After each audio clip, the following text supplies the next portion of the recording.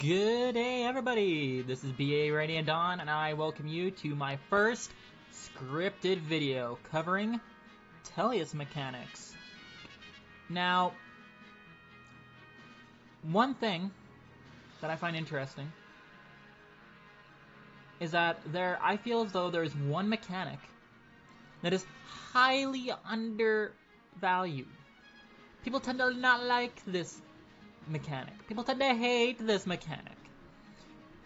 People tend to absolutely avoid and do not wish this mechanic to come back in a future remake of Path of Radiance and Radiant Dawn. Now, what is this remake, you may ask? Why, it's Biorhythm. Now, I understand the reason why I think people undervalue Biorhythm is because in Paths of Radiance, it doesn't really do much. People tend to feel as though because it doesn't do a whole lot in Paths of Radiance, it's not really useful at all in Radiant Dawn. And that is where you are wrong.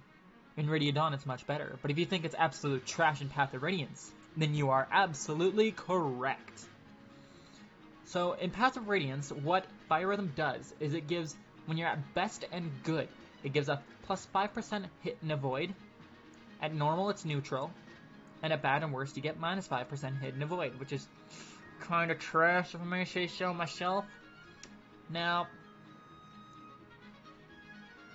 in Radiant Dawn, it's much better, but I'll get to the Radiant Dawn part later on in the video. So, for the cycles, in Path of Radiance, there's only one cycle style. Everyone has the exact same cycle style. Now, you get 1 point forward in the Biorhythm cycle for every 10 rounds of combat. And you get 7 points for every when a chapter is cleared. There's a 30-point total. So for this game in this game, chapters are more useful when it comes to improving your Biorhythm or making it worse if you so wished, but I don't know why you'd want that. The chapter where you fight the Black Knight, and I'll say that there's going to be spoilers in the description.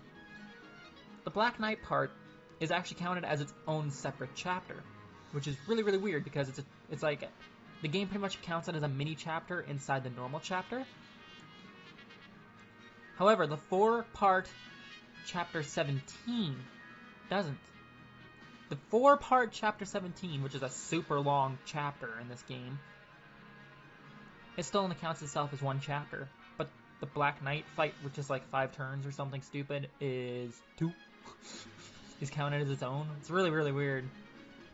Now, for Path of Radiance, all units have random in their initial joining chapter for Biorhythm, except for Ike, Oscar, Titania,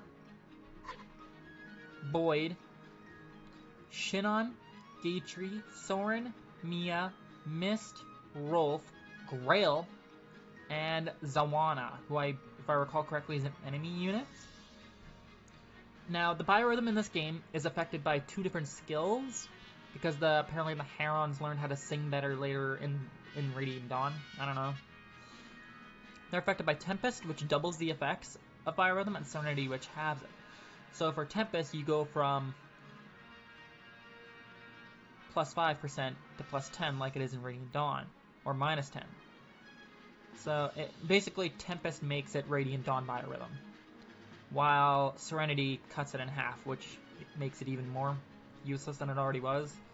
Because I mean, 2.5 plus or minus on hit and avoid. It's so trivial. It's so bad. Oh. Like, I understand why people are not a fan of Biorhythm, because it doesn't do much, and in Path of Radiance, that's 100% correct. It does nothing.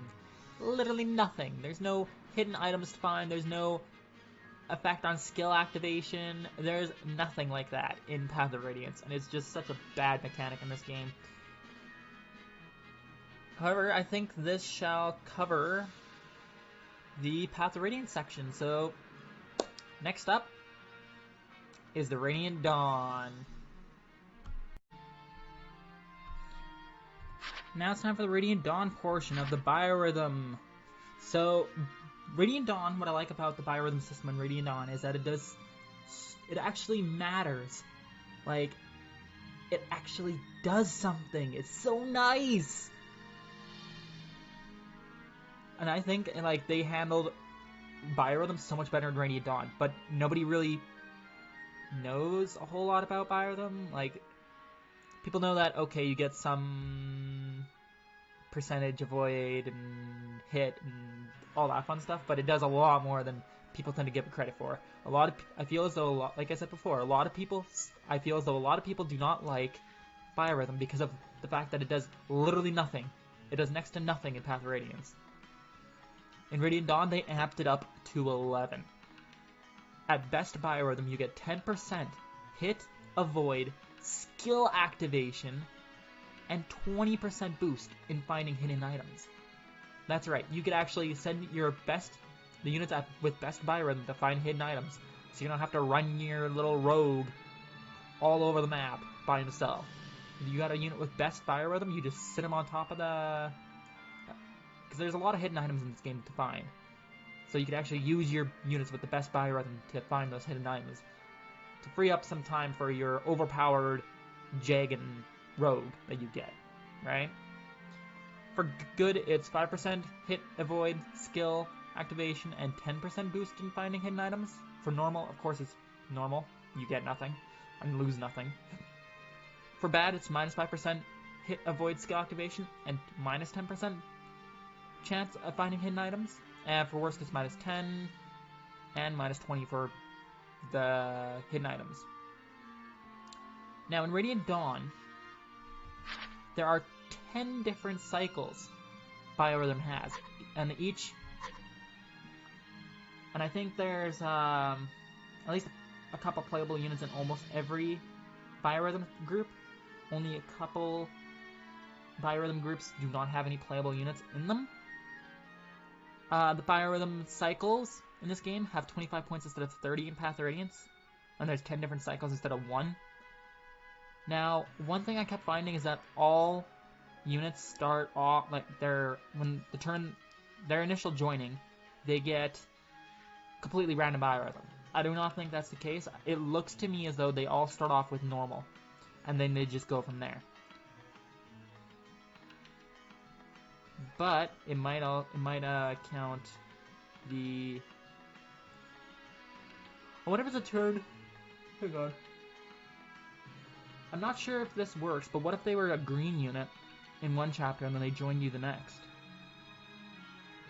I'm pretty sure their biorhythm would still count. Yeah, their biorhythm would still count. So biorhythm goes by 1 point per turn. Yeah, you gain 1 point of your biorhythm per turn, and it moves along its cycle that way.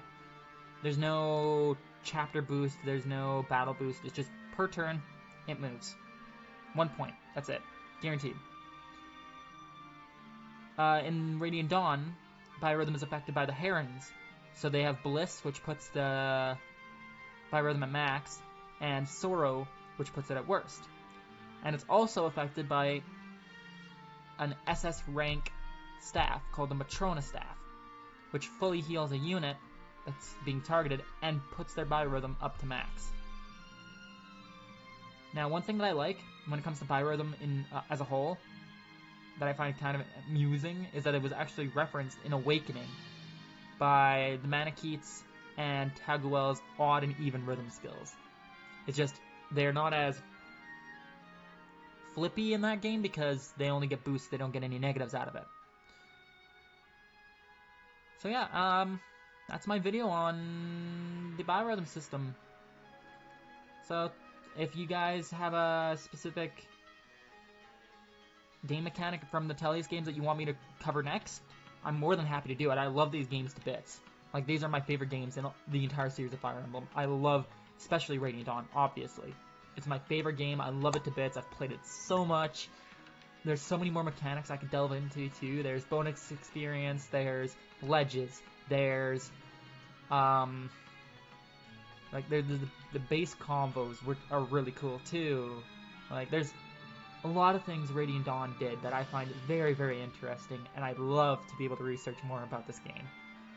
So yeah, what do you guys think of Biorhythm? Do you like it? Do you hate it? Do you never want it to come back in a future remake that may or may not happen? Well, it's gonna happen eventually at some point, I'm sure. But yeah, just let me know down in the comments if you guys enjoy this mechanic, or if there's any other mechanics you think you'd like from the Tellius games to be covered. I would be more than happy to do that for you. So in the meantime, this is BA Radiant Dawn. Signing off, like, comment, subscribe, all that fun stuff, and have fun, everyone. Bye.